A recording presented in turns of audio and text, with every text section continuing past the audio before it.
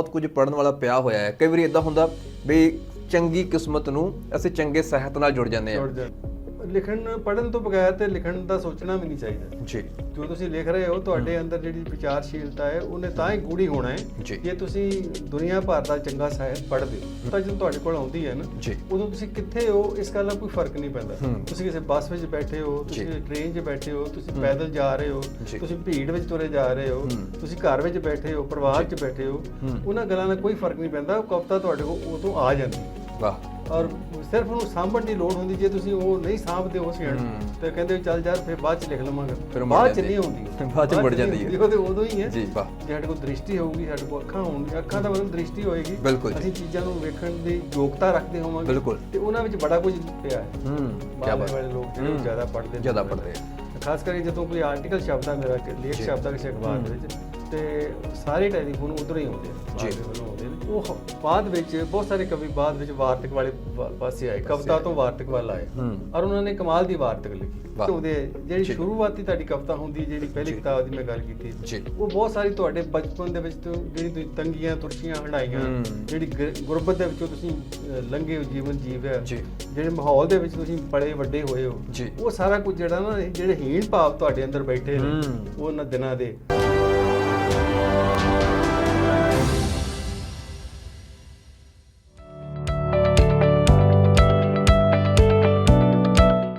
ਵਿਰਾਸਤ ਟੈਲੀਵਿਜ਼ਨ ਦੇ ਨਾਲ ਜੁੜੇ ਆਪ ਸਾਰੇ ਹੀ ਦਰਸ਼ਕਾਂ ਦਾ ਸਵਾਗਤ ਹੈ। ਆਪ ਸਾਰਿਆਂ ਨੂੰ ਜੀ ਆਇਆਂ ਨੂੰ ਆਖਦੇ ਹਾਂ। ਮੇਰੇ ਵੱਲੋਂ ਪਿਆਰ ਭਰੀ ਸਤਿ ਸ੍ਰੀ ਅਕਾਲ। ਉਮੀਦ ਤੇ ਅਰਦਾਸ ਕਰਦਾ ਜਿੱਥੇ ਕਿਤੇ ਹੋਵੋਗੇ ਪ੍ਰਮਾਤਮਾ ਅਕਾਲ ਪੁਰਖ ਦੇ ਭਾਣੇ ਵਿੱਚ ਜ਼ਿੰਦਗੀ ਬਤੀਤ ਕਰ ਰਹੇ ਹੋਵੋਗੇ। ਦੋਸਤੋ, ਪ੍ਰੋਗਰਾਮ ਅਦਬ ਸੰਸਾਰ ਦੇ ਵਿੱਚ ਸਾਡੀ ਇਹ ਕੋਸ਼ਿਸ਼ ਹੁੰਦੀ ਹੈ ਕਿ ਜਦੋਂ ਅਸੀਂ ਸਾਹਿਤ ਦੀ ਗੱਲ ਕਰਦੇ ਹਾਂ, ਐਸਾ ਸਾਹਿਤ ਜੋ ਅਮਰ ਹੁੰਦਾ ਆ, ਜੋ ਸਮਾਜ ਦਾ ਸ਼ੀਸ਼ਾ ਹੁੰਦਾ ਆ, ਜੋ ਸੱਚ ਹੈ, ਜੋ ਕਲਿਆਣਕਾਰੀ ਹੈ, ਜੋ ਸੋਹਣਾ ਆ। ਬਹੁਤ ਸਾਰੀਆਂ ਪਰਿਭਾਸ਼ਾਵਾਂ ਵੱਖ-ਵੱਖ ਵਿਦਵਾਨਾਂ ਨੇ ਸਮੇਂ-ਸਮੇਂ ਸਾਹਿਤ ਬਾਬਤ ਦਿੱਤੀਆਂ ਨੇ, ਪਰ ਉਹ ਸਾਹਿਤ ਜੋ ਸਿਰਜਿਆ ਗਿਆ, ਉਹਦਾ ਸਿਰਜਣਹਾਰ ਕਿਹੋ ਜਿਹਾ ਸੀਗਾ? ਉਹਨੇ ਸਾਹਿਤ ਦੀ ਸਿਰਜਣਾ ਦੇ ਵੱਲ ਜਦੋਂ ਪਹਿਲਾ ਕਦਮ ਵਧਾਇਆ, ਉਸ ਵੇਲੇ ਉਹਦੇ ਹਾਲਾਤ ਕਿਹੋ ਜਿਹੇ ਸੀ? ਉਹਨੂੰ ਇਹ ਚੇਟਕ ਕਿੱਥੋਂ ਲੱਗੀ? ਸੋ ਇਹ ਸਾਰੀ ਗੱਲਬਾਤ ਆਪਾਂ ਕਰਦੇ ਹਾਂ ਪ੍ਰੋਗਰਾਮ ਅਦਬ ਸੰਸਾਰ ਦੇ ਵਿੱਚ ਇੱਕ ਸਾਹਿਤਕਾਰ ਦੇ ਨਾਲ, ਜਿਹਨੇ ਸਾਹਿਤ ਸਿਰਜਿਆ। ਸਾਹਿਤ ਦੀਆਂ ਕਈ ਵਿਧਾਵਾਂ ਹੋ ਸਕਦੀਆਂ ਨੇ। ਉਹ ਕਵਿਤਾ ਹੋ ਸਕਦੀ ਹੈ, ਗਜ਼ਲ ਹੋ ਸਕਦੀ ਹੈ, ਉਹ ਨਾਵਲ ਹੋ ਸਕਦਾ, ਕਹਾਣੀ ਹੋ ਸਕਦੀ ਹੈ, ਉਹ ਸਵੈ ਜੀਵਨੀ ਹੋ ਸਕਦੀ ਹੈ, ਉਹ ਸਫ਼ਰਨਾਮਾ ਹੋ ਸਕਦਾ ਹੈ। ਇਸ ਤੋਂ ਇਲਾਵਾ ਵੀ ਬਹੁਤ ਸਾਰੀਆਂ ਵਿਧਾਵਾਂ ਹੈਗੀਆਂ ਨੇ। ਖੈਰ, ਅੱਜ ਜਿਸ ਸਾਹਿਤਕਾਰ ਦੇ ਨਾਲ ਆਪਾਂ ਗੱਲਬਾਤ ਕਰਨ ਜਾ ਰਹੇ ਹਾਂ, ਉਹਨਾਂ ਨੇ ਬਤੌਰ ਕਵੀ ਆਪਣੀ ਸ਼ੁਰੂਆਤ ਕੀਤੀ ਔਰ ਵਾਰਤਕ ਵਿੱਚ ਵੀ ਉਹਨਾਂ ਨੇ ਆਪਣੀ ਜਿਹੜੀ ਹੈ ਜ਼ੋਰ ਅਜਮਾਇਸ਼ ਕੀਤੀ ਹੈ ਤੇ ਬਹੁਤ ਸਫਲ ਜਿਹੜੇ ਅਸੀਂ ਉਹਨਾਂ ਨੂੰ ਸਾਹਿਤਕਾਰ ਮੰਨ ਸਕਦੇ ਹਾਂ। ਕਹਿਣ ਤੋਂ ਭਾਵ ਮਲਵਿੰਦਰ ਜੀ, ਜਿਨ੍ਹਾਂ ਨੂੰ ਅਸੀਂ ਅਕਸਰ ਹੀ ਪੰਜਾਬੀ ਦੀਆਂ ਸੁਪ੍ਰਸਿੱਧ ਵੱਖ-ਵੱਖ ਅਖਬਾਰਾਂ ਦੇ ਵਿੱਚ ਪੜ੍ਹਦੇ ਆਉਂਦੇ ਹਾਂ। ਉਹਨਾਂ ਦੀਆਂ ਲਿਖਤਾਂ, ਉਹਨਾਂ ਦੀਆਂ ਰਚਨਾਵਾਂ ਜੋ ਹਮੇਸ਼ਾ ਹੀ ਬਾਕਮਾਲ ਹੁੰਦੀਆਂ ਨੇ, ਜਿਨ੍ਹਾਂ ਵਿੱਚ ਹਮੇਸ਼ਾ ਹੀ ਸਮਾਜ ਪ੍ਰਤੀ, ਮਨੁੱਖਤਾ ਪ੍ਰਤੀ ਇੱਕ ਖਾਸ ਕਸ਼ਿਸ਼ ਹੁੰਦੀ ਹੈ, ਇੱਕ ਸੁਨੇਹਾ ਹੁੰਦਾ ਆ, ਉਹ ਉਹਨਾਂ ਦੀਆਂ ਲਿਖਤਾਂ ਦੇ ਵਿੱਚ। ਖੈਰ, ਪਹਿਲਾਂ ਅਸੀਂ ਜੀ ਆਇਆਂ ਨੂੰ ਆਖਦੇ ਹਾਂ ਤੇ ਉਹਨਾਂ ਦੇ ਨਾਲ ਗੱਲਬਾਤ ਕਰਦੇ ਹਾਂ। ਜੀ ਆਇਆਂ ਨੂੰ ਜੀ ਪ੍ਰੋਗਰਾਮ ਦੇ ਵਿੱਚ। ਆਪ ਨੂੰ ਸਤਿ ਸ਼੍ਰੀ ਅਕਾਲ ਜੀ। ਸਤਿ ਸ਼੍ਰੀ ਅਕਾਲ ਜੀ। ਪਹਿਲੀ ਗੱਲ ਤਾਂ ਤੁਹਾਡਾ ਇਕਬਾਲ ਸਿੰਘ ਦਾ ਔਰ ਵਿਰਾਸਤ ਟੈਲੀਵਿਜ਼ਨ ਦਾ ਬਹੁਤ-ਬਹੁਤ ਧੰਨਵਾਦ ਕਿ ਉਹਨਾਂ ਮੈਨੂੰ ਮੌਕਾ ਦਿੱਤਾ ਹੈ ਤੁਹਾਡੇ ਨਾਲ ਗੱਲਬਾਤ ਕਰਨ ਦਾ। ਬਹੁਤ ਸ਼ੁਕਰੀਆ ਤੁਹਾਡਾ ਜੀ। ਸ਼ੁਕਰੀਆ ਜੀ। ਮੈਨੂੰ ਲੱਗਦਾ ਵੈਸੇ ਧੰਨਵਾਦ ਤਾਂ ਸਾਡਾ ਤਾਂ ਕੰਮ ਹੀ ਇਹੀ ਹੈਗਾ, ਅਸੀਂ ਸਟੂਡੀਓ ਵਿੱਚ ਬੈਠੇ ਰਹਿਣਾ ਹੁੰਦਾ, ਪਰ ਜਿਹੜਾ ਸਮਾਂ ਕੱਢ ਕੇ ਆਉਂਦਾ ਆ ਔਰ ਜਿਹਦੇ ਕੋਲ ਐਡੀ ਵੱਡੀ ਜ਼ਿੰਮੇਵਾਰੀ ਸਾਹਿਤ ਸਿਰਜਣ ਦੀ ਜਿਹਨੇ ਆਪਣੇ ਮੋਢਿਆਂ ਤੇ ਚੁੱਕੀ ਹੋਵੇ, ਮੈਂ ਸਮਝਦਾ ਉਹਦਾ ਸਮਾਂ ਜ਼ਿਆਦਾ ਕੀਮਤੀ ਹੁੰਦਾ ਆ, ਕਿਉਂਕਿ ਉਹਦੀ ਜਿਹੜੀ ਜ਼ਿੰਮੇਵਾਰੀ ਬਹੁਤ ਵੱਡੀ ਹੁੰਦੀ ਹੈ। ਕਿਉਂਕਿ ਖਾਸ ਤੌਰ ਤੇ ਕੇਵਲ ਆਪਣੀ ਭਾਸ਼ਾ ਵਿੱਚ ਸਾਹਿਤ ਦੀ ਸਿਰਜਣਾ ਕਰਨਾ ਆਪਣੇ ਆਪ ਵਿੱਚ ਇੱਕ ਵੱਡੀ ਗੱਲ ਹੈ, ਪਰ ਉਸ ਸਾਹਿਤ ਦਾ ਹੋਰਨਾਂ ਭਾਸ਼ਾਵਾਂ ਦੇ ਵਿੱਚ ਤਰਜਮਾ ਹੋਣਾ, ਅਨੁਵਾਦ ਹੋਣਾ ਤੇ ਉੱਥੇ ਉਸ ਖੇਤਰ ਦੇ ਵਿੱਚ, ਉਸ ਫੀਲਡ ਦੇ ਵਿੱਚ ਉਹਨੂੰ ਪੜ੍ਹਿਆ ਜਾਣਾ, ਇੱਕ ਹੋਰ ਵੀ ਜਿਹੜੀ ਬੜੀ ਵੱਡੀ ਗੱਲ ਹੁੰਦੀ ਹੈ। ਫਿਰ ਆਪਾਂ ਉਸ ਵਿਸ਼ੇ 'ਤੇ ਵੀ ਆਵਾਂਗੇ ਕਿ ਕਿਹੜੀਆਂ ਰਚਨਾਵਾਂ ਇਹਨਾਂ ਦੀਆਂ ਹੋਰਨਾਂ ਭਾਸ਼ਾਵਾਂ ਦੇ ਵਿੱਚ ਜਿਹੜਾ ਅਨੁਵਾਦ ਹੋ ਚੁੱਕੀਆਂ ਨੇ ਜਾਂ ਸੰਪਾਦਿਤ ਹੋ ਚੁੱਕੀਆਂ ਨੇ। ਉਸ ਤੋਂ ਪਹਿਲਾਂ ਮੈਂ ਮਲਵਿੰਦਰ ਜੀ ਇਹ ਪਹਿਲਾਂ ਜਾਣਨਾ ਚਾਹਾਂਗਾ ਕਿ ਜਿਹੜੀ ਲਿਖਣ ਦੀ ਸ਼ੁਰੂਆਤ ਸੀ, ਇਹਦਾ ਸ਼ੌਂਕ ਕਿੱਦਾਂ ਪੈਦਾ ਹੋਇਆ ਮਨ ਦੇ ਅੰਦਰ? ਇਹ ਸਵਾਲ ਤੇ ਹਰ ਲਿਖਣ ਵਾਲੇ ਨੂੰ ਪੁੱਛਿਆ ਜਾਂਦਾ ਹੈ। ਬਿਲਕੁਲ। ਔਰ ਮੈਂ ਜਦੋਂ ਆਪਣੇ ਘਰ ਦੀ ਜਾਂ ਬਚਪਨ ਦੀ ਗੱਲ ਵੇਖਦਾ ਸੋਚਦਾ ਜੀ, ਤੇ ਸਾਡੇ ਘਰ 'ਚ ਕੋਈ ਮਾਹੌਲ ਨਹੀਂ ਸੀ ਇਸ ਤਰ੍ਹਾਂ ਦਾ। ਅੱਛਾ ਜੀ। ਕੋਈ ਸਾਹਿਤਕ ਮਾਹੌਲ ਨਹੀਂ ਸੀ, ਕੋਈ ਲਿਖਣ ਪੜ੍ਹਨ ਦਾ ਮਾਹੌਲ ਨਹੀਂ ਸੀ ਜੀ। ਬਚਪਨ ਦੇ ਵਿੱਚ ਮੇਰੇ ਕੋਲ ਕੋਈ ਕਵਿਤਾ ਨਾਂ ਦੀ ਚੀਜ਼ ਵੀ ਨਹੀਂ ਸੀ। ਵਾਹ। ਜੀ। ਤੇ ਜਦੋਂ ਮੈਂ ਸਕੂਲ ਤੋਂ ਪਿੰਡ ਦੇ ਸਕੂਲ ਤੋਂ 10ਵੀਂ ਪਾਸ ਕਰਕੇ ਕਾਲਜ ਦਾਖਲ ਹੋਇਆ, BSc ਕੀਤੀ, B.Ed ਕੀਤੀ, ਤਦ ਤੱਕ ਵੀ ਕਵਿਤਾ ਕਿਤੇ ਨਹੀਂ ਸੀ ਹੈਗੀ ਜੀ। ਤੇ ਉਸ ਤੋਂ ਬਾਅਦ ਕੋਈ ਸਾਡਾ ਬਚਪਨ ਦਾ ਦੋਸਤ ਸੀ, ਉਹਨੇ ਇੱਕ ਕਿਹਾ ਮੈਨੂੰ ਕਿ ਤੂੰ ਕਵਿਤਾ ਲਿਖਣ ਦੀ ਕੋਸ਼ਿਸ਼ ਕਰ, ਕਵਿਤਾ ਲਿਖ, ਤੂੰ ਆਪ ਕਵਿਤਾ ਲਿਖ ਜੀ। ਤੂੰ ਆਪ ਕਵਿਤਾ ਲਿਖ। ਇਹ ਇੰਜ ਜਿਵੇਂ ਝੰਜੋੜ ਜਾਂਦੀ ਬੰਦੇ ਨੂੰ ਗੱਲ ਕਿ ਯਾਰ ਮੈਂ ਵੀ ਕਵਿਤਾ ਲਿਖ ਸਕਦਾ। ਬਿਲਕੁਲ। ਤੇ ਮੈਂ ਲਿਖਣ ਲੱਗ ਪਿਆ। ਅੱਛਾ ਜੀ। ਸ਼ੁਰੂ ਹੋ ਗਿਆ। ਉਹ ਮੈਨੂੰ ਉਦੋਂ ਇੰਜ ਲੱਗਦਾ ਅੱਜ ਵੀ ਕਵਿਤਾ ਤੇ ਹਰ ਬੰਦੇ ਦੇ ਅੰਦਰ ਪਈ ਹੁੰਦੀ ਕਿਤੇ ਨਾ ਕਿਤੇ। ਵਾਹ, ਬਿਲਕੁਲ। ਉਹ ਮੌਕਾ ਉਹਨੂੰ ਨਹੀਂ ਮਿਲਦਾ, ਉਹ ਜਿਹੜਾ ਟਰਨਿੰਗ ਪੁਆਇੰਟ ਨਹੀਂ ਆਉਂਦਾ ਉਹਦੀ ਜ਼ਿੰਦਗੀ 'ਚ ਜਦੋਂ ਉਹ ਸੁੱਤੀ ਕਵਿਤਾ ਉਹਦੇ ਅੰਦਰੋਂ ਜਾਗ ਪਵੇ। ਜਾਂ ਹੋ ਸਕਦਾ ਹਰ ਬੰਦੇ ਦੇ ਅੰਦਰ ਕਵਿਤਾ ਨਾ ਵੀ ਹੋਵੇ, ਤੇ ਜੇ ਕਿਸੇ ਦੇ ਅੰਦਰ ਹੈਗੀ ਹੈ ਤੇ ਉਹਨੂੰ ਕੋਈ ਮੌਕਾ ਮਿਲਦਾ ਹੈ, ਇਸ ਤਰ੍ਹਾਂ ਦਾ ਛੇਣ ਆਉਂਦਾ ਹੈ ਕੋਈ, ਉਹ ਕਵਿਤਾ ਉਹਦੀ ਜਾਗ ਪੈਂਦੀ ਹੈ। ਸ਼ਾਇਦ ਮੇਰੇ ਨਾਲ ਵੀ ਇੰਜ ਹੀ ਹੋਇਆ ਤੇ ਮੈਂ ਲਿਖਣਾ ਸ਼ੁਰੂ ਕਰ ਦਿੱਤਾ। ਬਹੁਤ ਵਧੀਆ। ਸਭ ਤੋਂ ਪਹਿਲਾਂ ਜਦੋਂ ਅਸੀਂ ਕੋਈ ਕੰਮ ਕਰਦੇ ਹਾਂ ਤੇ ਪਰਿਵਾਰ ਦੀ ਪ੍ਰਤੀਕਿਰਿਆ ਜਾਣਨੀ ਬਹੁਤ ਜ਼ਰੂਰੀ ਹੁੰਦੀ ਹੈ। ਸੋ ਜਦੋਂ ਤੁਸੀਂ ਲਿਖਣਾ ਸ਼ੁਰੂ ਕੀਤਾ ਉਸ ਵੇਲੇ ਪਰਿਵਾਰ ਦਾ ਪ੍ਰਤੀਕਰਮ ਕਿੱਦਾਂ ਦਾ ਸੀ, ਜਾਂ ਜਦੋਂ ਉਹਨਾਂ ਨੂੰ ਪਤਾ ਲੱਗਾ ਵੀ ਇਹ ਲਿਖਦਾ ਹੈ ਸਾਡੇ ਪਰਿਵਾਰ ਦਾ ਇੱਕ ਮੈਂਬਰ, ਉਹਨਾਂ ਦਾ ਕਿਹੋ ਜਿਹਾ ਪ੍ਰਤੀਕਿਰਿਆ ਸੀ, ਨਜ਼ਰੀਆ ਕਿਹੋ ਜਿਹਾ ਸੀ? ਮੇਰੇ ਜਿਹੜੇ ਮਾਂ-ਬਾਪ ਸੀ ਉਹਨਾਂ ਨੂੰ ਤੇ ਇਸ ਗੱਲ ਨਾਲ ਕੋਈ ਵਾਸਤਾ ਨਹੀਂ ਸੀ ਕਿ ਮੈਂ ਲਿਖਦਾ ਜਾਂ ਨਹੀਂ ਲਿਖਦਾ। ਅੱਛਾ ਜੀ। ਤੇ ਉਹਨਾਂ ਦਾ ਕੋਈ ਪ੍ਰਤੀਕਰਮ ਵੀ ਕੀ ਹੋਣਾ ਸੀ, ਉਹਨਾਂ ਦਾ ਕੋਈ ਇਸ ਪਾਸੇ ਵੱਲ ਕੋਈ ਰੁਝਾਨ ਹੀ ਨਹੀਂ ਸੀਗਾ। ਅੱਛਾ ਜੀ। ਤੇ ਇਸ ਕਰਕੇ ਉੱਥੋਂ ਕੋਈ ਕਿਸ ਤਰ੍ਹਾਂ ਦੀ ਨਾ ਪ੍ਰਸ਼ੰਸਾ ਮਿਲੀ, ਨਾ ਕੋਈ ਨੁਕਤਾਚੀਨੀ ਮਿਲੀ ਜੀ, ਕੁਝ ਨਹੀਂ ਉੱਥੋਂ ਹੋਇਆ। ਮਤਲਬ ਤੁਹਾਡਾ ਖੇਤਰ ਆਜ਼ਾਦ ਸੀਗਾ ਪਰਿਵਾਰ ਪੱਖ ਤੋਂ। ਖੈਰ, ਫਿਰ ਪਾਠਕਾਂ ਦੀ ਗੱਲ ਕਰਦੇ ਹਾਂ। ਪਾਠਕਾਂ ਦੇ ਵਿੱਚ ਤੁਹਾਡੀ ਕਵਿਤਾ ਨੂੰ ਕਿਵੇਂ ਦੇਖਿਆ ਗਿਆ? ਅਸਲ ਵਿੱਚ ਜਦੋਂ ਮੈਂ ਕਵਿਤਾ ਲਿਖਣੀ ਸ਼ੁਰੂ ਕੀਤੀ ਤੇ ਉਸੇ ਦੋਸਤ ਦੇ ਕਹਿਣ ਦੇ ਉੱਤੇ ਕਿਸੇ ਮੈਗਜ਼ੀਨ ਨੂੰ ਭੇਜੀ। ਅੱਛਾ ਜੀ। ਉੱਥੇ ਛਪ ਗਈ। ਉਹ ਜਿਹੜੀ ਪਹਿਲੀ ਵਾਰ ਕਿਤੇ ਛਪਣਾ ਹੈਗਾ, ਉਹ ਕਿੰਨੀ ਖੁਸ਼ੀ ਦਿੰਦਾ ਲਿਖਣ ਵਾਲੇ ਨੂੰ, ਜਾਂ ਉਹਦੇ ਅੰਦਰ ਹੋਰ ਕਿੰਨੀ ਕਵਿਤਾ ਜਾਗ ਪੈਂਦੀ ਹੈ ਛਪਣ ਨਾਲ। ਇਹ ਵੱਡੀ ਗੱਲ ਸੀ। ਔਰ ਉਹ ਉੱਥੇ ਪਾਠਕਾਂ ਦੇ ਜਦੋਂ ਖਤ ਛਪਦੇ ਸੀ ਅਗਲੇ ਅੰਕ ਦੇ ਵਿੱਚ, ਉਹਦੇ 'ਚ ਕਿਤੇ ਜ਼ਿਕਰ ਹੁੰਦਾ ਸੀ ਮੇਰੀ ਕਵਿਤਾ ਦਾ, ਮੇਰੀ ਰਚਨਾ ਦਾ ਵੀ, ਤੇ ਉਹ ਤੁਹਾਨੂੰ ਹੋਰ ਵੀ ਜ਼ਿਆਦਾ ਉਤਸ਼ਾਹਿਤ ਕਰਦੀ ਸੀ। ਇੰਜ ਦਾ ਹੋਇਆ ਸ਼ੁਰੂ ਦੇ। ਇੱਕ ਸਵਾਲ ਹੋਰ ਸੀ ਵੀ ਤੁਹਾਨੂੰ ਯਾਦ ਹੈ ਵੀ ਤੁਸੀਂ ਪਹਿਲੀ ਕਵਿਤਾ ਕਿਹੜੀ ਲਿਖੀ ਸੀ? ਇਹ ਇੰਜ ਤੇ ਨਹੀਂ ਯਾਦ, ਛੋਟਾ ਹੀ ਇੱਕ ਕਵਿਤਾ ਸੀ ਵੀ ਮੈਂ ਤਾਂ ਉਹ ਬਿਰਖਾਂ ਸੱਜਣੋਂ ਜਿਸ ਦੀ ਠੰਡੀ ਮਿੱਠੜੀ ਛਾਂ, ਪਾਂਦੀ ਆਉਂਦੇ ਕੁਝ ਪਲ ਰੁਕਦੇ, ਤੁਰ ਜਾਂਦੇ ਫਿਰ ਆਪਣੇ ਰਾਹ, ਛਾਵਾਂ ਵੰਡਾਂ ਤੇ ਖੁਸ਼ ਹੋਵਾਂ, ਕਦੇ ਨਾ ਮੰਗਾ ਇਸ ਦਾ ਭਾ, ਮੇਰੀ ਛਾਂ ਜਦ ਕਿਸੇ ਨੂੰ ਚੁੱਭਦੀ ਚੱਟ ਲੈਂਦਾ ਮੈਂ ਮੂੰਹ ਪੁਆ, ਕੋਈ ਰੁਸਵਾ ਹੋ ਜਾਵੇ ਨਾ ਮੈਂ ਨਾ ਮਨਾਉਂਦਾ, ਬਸ ਲੈਂਦਾ ਦਿਲ ਨੂੰ ਦੁੱਖ ਜਿਹਾ ਲਾ, ਮੈਂ ਤਾਂ ਉਹ ਬਿਰਖਾਂ ਸੱਜਣੋਂ ਜਿਸ ਦੀ ਠੰਡੀ ਮਿੱਠੜੀ ਛਾਂ। ਇਹ ਕੁਝ ਸ਼ੁਰੂ ਜਦੋਂ ਕਦੀ ਲਿਖੀ ਸੀ। ਵਾਹ ਜੀ ਵਾਹ। ਏਦਾਂ ਹੁੰਦਾ ਕਈ ਵਾਰੀ ਨਾ, ਕਿਤੇ ਮੈਂ ਕੋਟ ਪੜ੍ਹ ਰਿਹਾ ਸੀ, ਉਹਨੂੰ ਪੁੱਛਿਆ ਗਿਆ ਲੇਖਕ ਨੂੰ, ਕਹਿੰਦੇ ਵੀ ਤੁਹਾਡੀ ਵਧੀਆ ਕਿਤਾਬ ਕਿਹੜੀ ਆ? ਉਹ ਕਹਿੰਦੇ ਜਿਹੜੀ ਮੇਰੀ ਛਪਣੀ ਆ, ਵੀ ਜਿਹੜੀ ਮੈਂ ਅਜੇ ਲਿਖਣੀ ਆ ਉਹ ਮੇਰੀ ਸਭ ਤੋਂ ਵਧੀਆ ਕਿਤਾਬ ਹੋਊਗੀ। ਤੁਹਾਨੂੰ ਉਹ ਜਿਹੜਾ ਸ਼ੁਰੂਆਤੀ ਸਫ਼ਰ ਸੀਗਾ, ਅੱਜ ਕਿਤਾਬਾਂ ਛਪ ਚੁੱਕੀਆਂ ਨੇ, ਕੋਈ ਇਦਾਂ ਦਾ ਮਹਿਸੂਸ ਹੁੰਦਾ? ਬਿਲਕੁਲ ਹੁੰਦਾ ਹੈ। ਮੇਰੀ ਪਹਿਲੀ ਕਿਤਾਬ ਛਪੀ ਸੀ ਗੈਰ ਹਾਜ਼ਰ ਪੈੜਾਂ ਦੀ ਕਥਾ। ਅੱਛਾ ਜੀ। ਉਹਦੀ ਚਰਚਾ ਵੀ ਹੋਈ, ਉਹਦਾ ਜ਼ਿਕਰ ਵੀ ਹੋਇਆ ਅਖਬਾਰਾਂ 'ਚ, ਸਾਰੀਆਂ ਮੈਗਜ਼ੀਨਾਂ ਦੇ ਵਿੱਚ ਉਹਦੇ ਰਿਵਿਊ ਵੀ ਛਪੇ ਜੀ। ਉਦੋਂ ਪ੍ਰਗਤੀਵਾਦੀ ਕਵਿਤਾ ਦਾ ਦੌਰ ਸੀ ਜੀ, ਤੇ ਉਹਦਾ ਪ੍ਰਭਾਵ ਮੇਰੇ ਤੇ ਸੀ ਕਿਉਂਕਿ ਮੈਂ ਵੀ ਉਹੀ ਕੁਝ ਪੜ੍ਹ ਰਿਹਾ ਸਾਂ। ਅੱਛਾ। ਤੇ ਮੇਰੇ ਜੀਵਨ ਦੇ ਹਾਲਾਤਾਂ ਜੋ ਮੇਰੇ ਬਚਪਨ ਦੀ ਜਿਹੜੀ ਤੰਗੀਆਂ ਤੁਰਸ਼ੀਆਂ ਦੇ ਵਿੱਚੋਂ ਉਹੋ ਜਿਹੀ ਕਵਿਤਾ ਹੀ ਨਿਕਲੀ, ਤੇ ਉਹ ਛਪੀ। ਚਲੋ ਉਹ ਹੋਇਆ।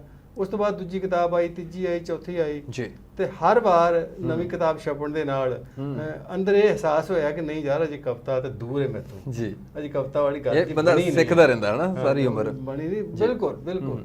ਹੁਣ ਤੱਕ ਜਿਹੜੀ ਮੇਰੀ ਨਵੀਂ ਕਿਤਾਬ 2 ਸਾਲ ਪਹਿਲਾਂ ਛਪੀ ਸੀ, ਲੰਬੀ ਕਵਿਤਾ ਇੱਕ, ਉਹ ਚੁੱਪ ਦੇ ਬਹਾਨੇ। ਵਾਹ। ਤੇ ਚੁੱਪ ਦੇ ਬਹਾਨੇ ਨੂੰ ਬਹੁਤ ਵਧੀਆ ਹੁੰਗਾਰਾ ਮਿਲਿਆ। ਵਾਹ ਜੀ। ਘੱਟੋ ਘੱਟ 2 ਦਰਜਨ ਲੇਖਕਾਂ ਨੇ, ਸ਼ਾਇਰਾਂ ਨੇ, ਵਿਦਵਾਨਾਂ ਨੇ ਉਹਦੇ ਉੱਪਰ ਆਲੋਚਨਾਤਮਕ ਲੇਖ ਲਿਖੇ। ਵਾਹ। ਉਹ ਅਸੀਂ ਇੱਕ ਤਾਂ ਇਕੱਠੀ ਕਰਕੇ ਇੱਕ ਆਲੋਚਨਾ ਦੀ ਕਿਤਾਬ ਜਿਹੜੀ ਹੈ ਉਹ ਛਾਪੀ ਹੈ। ਤੇ ਉਹ ਇੰਜ ਲੱਗਾ ਕਿ ਉਤੋਂ ਗੈਰ ਹਾਜ਼ਰ ਪੈੜਾਂ ਤੋਂ ਸ਼ੁਰੂ ਹੋ ਕੇ ਚੁੱਪ ਦੇ ਬਹਾਨੇ ਤੱਕ ਆਉਂਦਿਆਂ ਇੱਕ ਸਫ਼ਰ ਤੈਅ ਹੋਇਆ ਹੈ। ਕੋਈ ਥੋੜਾ ਜਿਹਾ ਮੈਂ ਕਵਿਤਾ ਵੱਲ ਤੁਰਿਆ ਵਾਂ। ਜੀ ਜੀ, ਬਹੁਤ ਵਧੀਆ। ਇਹ ਵੀ ਇੱਕ ਬੜਾ ਵੜਤਨ ਹੁੰਦਾ ਹੈ ਕਿ ਜਦੋਂ ਤੁਹਾਨੂੰ ਲੋਕ ਜਾਣਦੇ ਨੇ, ਤੁਹਾਡੀਆਂ ਲਿਖਤਾਂ, ਤੁਹਾਡੀ ਰਚਨਾਵਾਂ ਉੱਤੇ ਆਲੋਚਨਾ ਹੁੰਦੀ ਹੈ ਜਾਂ ਉਹਨਾਂ ਦੀ ਪ੍ਰਸ਼ੰਸਾ ਹੁੰਦੀ ਹੈ, ਨੁਕਤਾਚੀਨੀ ਹੁੰਦੀ ਹੈ, ਹਰ ਤਰ੍ਹਾਂ ਰਲਵਾ ਮਿਲਵਾ ਜਿਹੜਾ ਹੁੰਗਾਰਾ ਮਿਲਦਾ ਆ, ਉਹ ਵੀ ਕਿਤੇ ਨਾ ਕਿਤੇ ਸਾਨੂੰ ਬੜਾ ਉਤਸ਼ਾਹਿਤ ਕਰਦਾ ਆ, ਉਹ ਸਾਨੂੰ ਪੋਲਿਸ਼ ਵੀ ਕਰਦਾ ਆ ਮੇਰੇ ਹਿਸਾਬ ਨਾਲ ਲੱਗਦਾ ਹੈ ਨਾ। ਜਿਵੇਂ ਤੁਸੀਂ ਜ਼ਿਕਰ ਕੀਤਾ ਵੀ ਮੈਂ ਜਦੋਂ ਸ਼ੁਰੂਆਤ ਕੀਤੀ ਸੀ ਜਦੋਂ ਪ੍ਰਗਤੀਵਾਦ ਦਾ ਦੌਰ ਸੀਗਾ, ਜਿਵੇਂ ਉਹਦੇ ਨਾਲ ਸੰਬੰਧਿਤ ਲਿਟਰੇਚਰ ਪੜ੍ਹਿਆ, ਉਸ ਤੋਂ ਇਲਾਵਾ ਤੁਸੀਂ ਪੜ੍ਹਨ ਦੇ ਵਿੱਚ ਕਿਸ ਤਰ੍ਹਾਂ ਦੀ ਵਿਧਾ ਨੂੰ ਜ਼ਿਆਦਾ ਪਸੰਦ ਕਰਦੇ ਰਹੇ? ਮੈਂ ਜਦੋਂ ਮੈਂ ਪੜ੍ਹਨਾ ਸ਼ੁਰੂ ਕੀਤਾ ਉਦੋਂ ਰਸ਼ੀਅਨ ਬੁੱਕਸ ਜਿਹੜੀਆਂ ਬੜੀਆਂ ਸਸਤੇ ਭਾਅ ਤੇ ਔਰ ਬਹੁਤ ਅੱਛੀਆਂ ਕਿਤਾਬਾਂ ਜਿਹੜੀਆਂ ਸੀ ਉਹ ਮਿਲਦੀਆਂ ਹੁੰਦੀਆਂ ਸੀ। ਠੀਕ ਹੈ ਜੀ। ਉਹ ਮੈਂ ਪੜ੍ਹੀਆਂ ਤੇ ਉਹਦੇ ਚ ਆਪਣਾ ਰਸੂਲ ਹਮਜ਼ਾ ਤੋਪ ਦੀ ਕਿਤਾਬ ਮੇਰਾ ਦਾਗਿਸਤਾਨ, ਉਹ ਚ ਮਾਂ ਨਾਵਲ ਜਿਹੜਾ ਸੀ ਮੈਕਸਿਮ ਗੋਰਕੀ ਦਾ, ਹੈਨਾ, ਉਹ ਚ 10 ਦਿਨ ਜਿਹਨਾਂ ਦੁਨੀਆ ਹਿਲਾ ਦਿੱਤੀ, ਜਾਂ ਇੱਕ ਅਸਲੀ ਇਨਸਾਨ ਦੀ ਕਹਾਣੀ, ਜਾਂ ਇਸ ਤਰ੍ਹਾਂ ਦੀ ਹੋਰ ਜਿਹੜੀ ਕਿਤਾਬਾਂ ਸੀ ਬਹੁਤ ਸਾਰੀਆਂ ਉਹ ਰਸ਼ੀਅਨ ਕਿਤਾਬਾਂ ਉਹ ਪੜ੍ਹੀਆਂ ਜੀ। ਤੇ ਉਸ ਤੋਂ ਬਾਅਦ ਫਿਰ ਹੋਰ ਵੀ ਜੋ ਪੰਜਾਬੀ ਦੇ ਵਿੱਚ ਵਧੀਆ ਲਿਖਿਆ ਗਿਆ ਸੀ ਕਲਾਸੀਕਲ ਸਾਹਿਤ, ਉਹ ਕੁਝ ਕਿਤਾਬਾਂ ਪੜ੍ਹਨ ਦੀ ਕੋਸ਼ਿਸ਼ ਕੀਤੀ। ਇੰਨੇ ਸਾਲਾਂ ਬਾਅਦ ਅੱਜ ਜਦੋਂ ਸੋਚਦਾ ਮੈਂ ਕੀ ਕੁਝ ਪੜ੍ਹਿਆ ਤੇ ਲੱਗਦਾ ਕਿ ਮੈਂ ਪੜ੍ਹਿਆ ਥੋੜਾ ਹੈ, ਬਹੁਤ ਕੁਝ ਪੜ੍ਹਨ ਵਾਲਾ ਰਹਿੰਦਾ, ਉਹ ਮੈਂ ਪੜ੍ਹ ਨਹੀਂ ਸਕਿਆ, ਪੜ੍ਹ ਸਕਾਂਗਾ ਕਿ ਨਹੀਂ ਪਤਾ ਨਹੀਂ, ਪਰ ਬਹੁਤ ਕੁਝ ਲਿਖਿਆ ਜਾ ਚੁੱਕਾ ਜਿਹੜਾ ਅੱਜ ਤੋਂ ਪਹਿਲਾਂ ਜਿਹੜਾ ਅਜੇ ਅਸੀਂ ਪੜ੍ਹਨਾ ਹੈ। ਬਿਲਕੁਲ, ਇਹ ਬਹੁਤ ਵੱਡੀ ਗੱਲ ਜਿਹੜੀ ਮਲਵਿੰਦਰ ਜੀ ਨੇ ਕੀਤੀ ਹੈ। ਮੈਂ ਕਿਉਂਕਿ ਇਹਨਾਂ ਦਿਨਾਂ ਵਿੱਚ ਜ਼ਿਕਰ ਕਰਦਾ ਜਾਵਾਂ, ਇੱਕ ਕੈਂਡੀਡੇ ਨਾਵਲ ਹੋਇਆ ਹੈ, ਬਹੁਤ ਪ੍ਰਸਿੱਧ ਨਾਵਲ ਹੈ, ਉਹ ਥੋੜਾ ਫਿਲਾਸਫੀ ਨੁਮਾ ਆ ਪਰ ਬਾਕਮਾਲ ਹੈ। ਉਹਦਾ ਪੰਜਾਬੀ ਅਨੁਵਾਦ ਹੈ ਨਰਕ ਕੁੰਡ, ਤੇ ਇਹ ਵਾਲਤੀਅਰ ਦਾ ਲਿਖਿਆ ਹੋਇਆ ਨਾਵਲ ਹੈ। ਮੈਂ ਹੈਰਾਨ ਸੀ ਵੀ 1759 ਵਿੱਚ ਉਹ ਪਹਿਲੀ ਵਾਰੀ ਛਪਿਆ ਸੀ ਔਰ 250 ਸਾਲ ਬਾਅਦ ਮੈਂ ਉਹਨੂੰ ਅੱਜ ਪੜ੍ਹ ਰਿਹਾ ਆ। ਤੇ ਇਹ ਬੜੀ ਕਮਾਲ ਦੀ ਗੱਲ ਹੈ, ਬੜੀ ਵੱਡੀ ਗੱਲ ਹੈ। ਇਹਦੇ ਵਿੱਚ ਬਹੁਤ ਵੱਡਾ ਵਿਸਥਾਰ ਹੈ ਕਿ ਅਸੀਂ ਬਹੁਤ ਕੁਝ ਪੜ੍ਹਨ ਵਾਲਾ ਹੁੰਦਾ ਆ, ਬਹੁਤ ਕੁਝ ਪੜ੍ਹਨ ਵਾਲਾ ਪਿਆ ਹੋਇਆ ਹੈ। ਕਈ ਵਾਰੀ ਇੱਦਾਂ ਹੁੰਦਾ ਵੀ ਚੰਗੀ ਕਿਸਮਤ ਨੂੰ ਅਸੀਂ ਚੰਗੇ ਸਾਹਿਤ ਨਾਲ ਜੁੜ ਜਾਂਦੇ ਹਾਂ, ਕਈ ਵਾਰੀ ਇੱਦਾਂ ਵੀ ਹੋ ਜਾਂਦਾ, ਮੈਂ ਉਹਨੂੰ ਬਦਕਿਸਮਤੀ ਸਮਝਦਾ ਵੀ ਅਸੀਂ ਇਹੋ ਜਿਹੇ ਸਾਹਿਤ ਨਾਲ ਜੁੜ ਜਾਂਦੇ ਹਾਂ ਜਿਹਦੇ ਵਿੱਚੋਂ ਕੱਢਣ ਪਾਉਣ ਨੂੰ ਕੁਝ ਨਹੀਂ ਹੁੰਦਾ। ਐਸਾ ਵੀ ਬਹੁਤ ਰਚਿਆ ਹੋਇਆ, ਉਹ ਸਾਡਾ ਸਰਕਲ ਉਹਨਾਂ ਹੀ ਰਹਿ ਜਾਂਦਾ, ਸਾਡੀ ਸੋਚ ਦਾ ਦਾਇਰਾ ਵੀ ਉਹਦੇ ਅੰਦਰ ਸਿਮਟ ਕੇ ਰਹਿ ਜਾਂਦਾ। ਅਸੀਂ ਉਹ ਕੁਝ ਪੜ੍ਹਦੇ ਹਾਂ, ਉਹ ਕੁਝ ਲਿਖਦੇ ਹਾਂ, ਸਾਨੂੰ ਉਹੀ ਚੰਗਾ ਲੱਗਣ ਲੱਗ ਜਾਂਦਾ। ਜੀ ਇਹਨੂੰ ਕਿੱਦਾਂ ਦੇਖਦੇ ਹੋ ਵੀ ਤੁਸੀਂ ਜਿੱਦਾਂ ਪੜ੍ਹਦੇ ਹੋ ਉਹਦੇ ਤੁਹਾਡੇ ਲਿਖਣ ਉੱਤੇ ਕਿੰਨਾ ਕੁ ਪ੍ਰਭਾਵ ਪੈਂਦਾ ਹੈ? ਲਿਖਣ ਪੜ੍ਹਨ ਤੋਂ ਬਗੈਰ ਤੇ ਲਿਖਣ ਦਾ ਸੋਚਣਾ ਵੀ ਨਹੀਂ ਚਾਹੀਦਾ ਜੀ।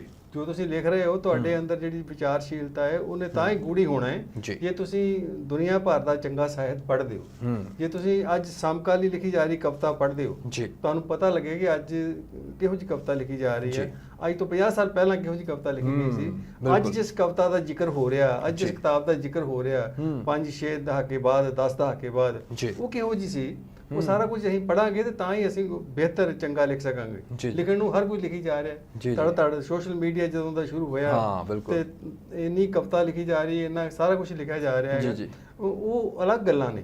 ਪਰ ਜੇ ਤੁਸੀਂ ਵਧੀਆ ਲਿਖਣਾ, ਜਿਹਨਾਂ ਦੀ ਤੁਸੀਂ ਗੱਲ ਕੀਤੀ ਵੀ ਇੰਨੇ ਸਦੀਆਂ ਪਹਿਲਾਂ ਉਹ ਕਿਤਾਬ ਛਪੀ ਸੀ, ਅੱਜ ਉਹਦਾ ਜ਼ਿਕਰ ਹੈ, ਅੱਜ ਉਹ ਪੜ੍ਹੀ ਜਾ ਰਹੀ ਹੈ, ਜੋ ਅਨੁਵਾਦ ਹੋ ਕੇ ਛਪੀ ਪੰਜਾਬੀ, ਬਿਲਕੁਲ ਉਹ ਲਿਖਤਾਂ ਜਿਹੜੀਆਂ ਉਹ ਇਦਾਂ ਤਾਂ ਹੀ ਸਫ਼ਰ ਕਰਦੀਆਂ ਸਦੀਆਂ ਬਾਅਦ ਵੀ, ਜੋ ਉਹਨਾਂ ਦੇ ਵਿੱਚ ਕੋਈ ਦਮਖਮ ਹੈਗਾ। ਜੀ ਕਵੀਆਂ ਵਾਸਤੇ ਮਲਵਿੰਦਰ ਜੀ ਇੱਕ ਬੜੀ ਗੱਲ ਮਸ਼ਹੂਰ ਹੁੰਦੀ ਹੈ ਵੀ ਇਹਨਾਂ ਨੂੰ ਬੜਾ ਸ਼ਾਂਤ ਵਾਤਾਵਰਨ ਚਾਹੀਦਾ ਹੁੰਦਾ ਆ, ਬੜਾ ਕੁਛ ਇੱਦਾਂ ਦੇ ਉਹ ਮਾਹੌਲ ਚਾਹੀਦਾ ਹੁੰਦਾ ਆ, ਉਹ ਇੱਦਾਂ ਦਾ ਹੋਵੇ, ਉਦੋਂ ਦਾ ਹੋਵੇ, ਫਿਰ ਉਹ ਕਲਪਨਾ ਦੀ ਉਡਾਰੀ ਬਹੁਤ ਵੱਡੀ ਮਾਰ ਲੈਂਦਾ ਆ।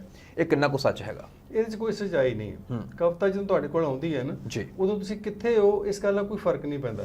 ਤੁਸੀਂ ਕਿਸੇ ਬੱਸ ਵਿੱਚ ਬੈਠੇ ਹੋ, ਤੁਸੀਂ ਕਿਸੇ ਟ੍ਰੇਨ 'ਚ ਬੈਠੇ ਹੋ, ਤੁਸੀਂ ਪੈਦਲ ਜਾ ਰਹੇ ਹੋ, ਤੁਸੀਂ ਭੀੜ ਵਿੱਚ ਤੁਰੇ ਜਾ ਰਹੇ ਹੋ, ਤੁਸੀਂ ਘਰ ਵਿੱਚ ਬੈਠੇ ਹੋ, ਪਰਿਵਾਰ 'ਚ ਬੈਠੇ ਹੋ, ਉਹਨਾਂ ਗੱਲਾਂ ਨਾਲ ਕੋਈ ਫਰਕ ਨਹੀਂ ਪੈਂਦਾ। ਉਹ ਕਵਿਤਾ ਤੁਹਾਡੇ ਕੋਲ ਉਦੋਂ ਆ ਜਾਂਦੀ ਹੈ। ਵਾਹ। ਔਰ ਸਿਰਫ ਉਹਨੂੰ ਸਾਂਭਣ ਦੀ ਲੋੜ ਹੁੰਦੀ। ਜੇ ਤੁਸੀਂ ਉਹ ਨਹੀਂ ਸਾਂਭਦੇ ਉਸ ਹਿਣ ਤੇ ਕਹਿੰਦੇ ਚੱਲ ਯਾਰ ਫਿਰ ਬਾਅਦ 'ਚ ਲਿਖ ਲਵਾਂਗਾ, ਬਾਅਦ 'ਚ ਨਹੀਂ ਆਉਂਦੀ, ਬਾਅਦ 'ਚ ਮੁੜ ਜਾਂਦੀ ਹੈ। ਉਹ ਉਦੋਂ ਹੀ ਹੈ, ਤੁਹਾਡੇ ਕੋਲ ਆਈ ਹੈ, ਉਹਨੂੰ ਸਾਂਭੋ, ਉਹਦਾ ਸਤਿਕਾਰ ਕਰੋ, ਉਹਨੂੰ ਪਿਆਰ ਕਰੋ। ਜੇ ਤੁਸੀਂ ਉਹਨੂੰ ਅਣਗੌਲਿਆਂ ਕਰੋਗੇ ਫਿਰ ਦੁਬਾਰਾ ਨਹੀਂ ਤੁਹਾਡੇ ਕੋਲ ਆਏਗੀ। ਵਾਹ ਜੀ ਵਾਹ, ਬਹੁਤ ਵਧੀਆ ਨੁਕਤਾ ਹੈਗਾ ਆ। ਕਿਉਂਕਿ ਮੇਰੇ ਨਾਲ ਬੜੀ ਵਾਰੀ ਇਦਾਂ ਹੋਇਆ ਵੀ ਕੋਈ ਖਿਆਲ ਕਿਸੇ ਵੇਲੇ ਥਾਟਸ ਮਾਈਂਡ ਵਿੱਚ ਆਉਂਦਾ, ਔਰ ਕਈ ਵਾਰੀ ਰਾਤ ਨੂੰ ਸੌਣ ਲੱਗਿਆ ਆਉਂਦਾ ਤੇ ਕਹਿੰਦੇ ਸਵੇਰੇ ਉੱਠ ਕੇ ਲਿਖ ਲਾਂਗੇ, ਤੇ ਸਵੇਰੇ ਉੱਠ ਕੇ ਤਾਂ ਸਾਨੂੰ ਸੁਪਨੇ ਭੁੱਲ ਜਾਂਦੇ ਆ ਕਿਹੜੇ ਲਏ ਸੀ, ਤੇ ਜਿਹੜਾ ਖਿਆਲ ਆਇਆ ਉਹ ਤਾਂ ਬੜੀ ਵੱਖਰੀ ਜਿਹੀ ਗੱਲ ਹੋ ਜਾਂਦੀ ਹੈ। ਸੁਪਨੇ ਬੜੇ ਰੋਮਾਂਚਕ ਹੁੰਦੇ ਆ ਔਰ ਰਾਤ ਨੂੰ ਬੜਾ ਸੀ ਉਹਨੂੰ ਇੰਜੋਏ ਕਰ ਰਹੇ ਹੁੰਦੇ ਸੁੱਤੇ ਪਏ ਆ।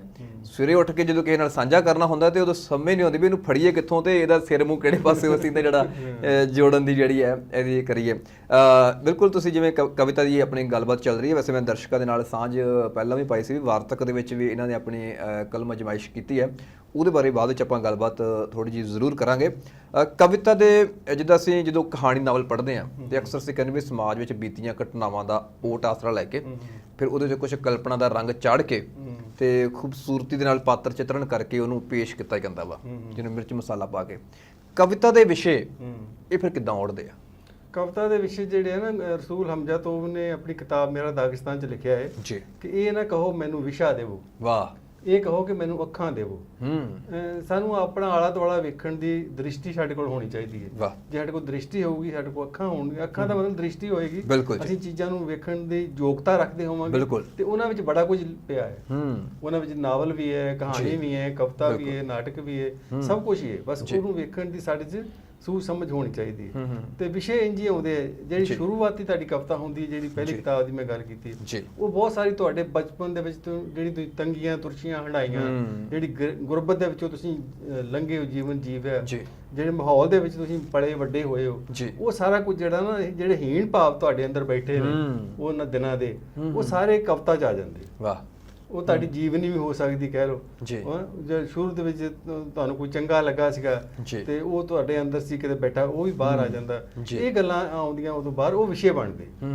ਹੌਲੀ ਹੌਲੀ ਫਿਰ ਤੁਸੀਂ ਜਦੋਂ ਵੱਡੇ ਹੁੰਦੇ ਹੋ, ਹੋਰ ਜ਼ਿਆਦਾ ਪੜ੍ਹਦੇ ਹੋ, ਹੋਰ ਜ਼ਿਆਦਾ ਤੁਹਾਡੀ ਸਮਝ ਵਿਕਸਿਤ ਹੁੰਦੀ ਹੈ, ਤੇ ਫਿਰ ਤੁਹਾਡੇ ਸਿਸਟਮ ਦੇ ਜਿਹੜੇ ਵਿਗਾੜ ਨੇ, ਤੁਹਾਡੇ ਜਿਹੜੀ ਸੱਤਾ ਦੇ ਕੋਲ ਜਿਹੜੀਆਂ ਖਤਰਨਾਕ ਗੱਲਾਂ ਨੇ, ਜਿਹੜੇ ਤੁਹਾਨੂੰ ਪਰੇਸ਼ਾਨ ਕਰਦੀਆਂ, ਤੰਗ ਕਰਦੀਆਂ, ਜਦ ਤੁਸੀਂ ਪੂਰੀ ਲੁਕਾਈ ਪੀੜਤ ਹੈ, ਉਹ ਤੁਹਾਡੇ ਵਿਸ਼ੇ ਬਣਦੇ। ਬਿਲਕੁਲ ਜੀ। ਤੁਸੀਂ ਉਹਦੇ ਬਾਰੇ ਲਿਖਦੇ ਹੋ। ਇਹਦਾ ਤੁਹਾਡੀ ਸਮਾਜਿਕਤਾ ਹੈ, ਤੁਹਾਡੇ ਰਿਸ਼ਤੇ ਹੈ, ਤੁਹਾਡੀ ਮਾਂ ਹੈ, ਬਾਪ ਹੈ, ਬੱਚੇ ਨੇ, ਤੁਹਾਡਾ ਆਂਢ ਗੁਆਂਢ, ਉਹ ਸਾਰੇ ਵਿਸ਼ੇ ਬਣਦੇ ਨੇ, ਤੁਹਾਡੀ ਕਵਿਤਾ ਦੇ ਵਿਸ਼ੇ ਬਣਦੇ।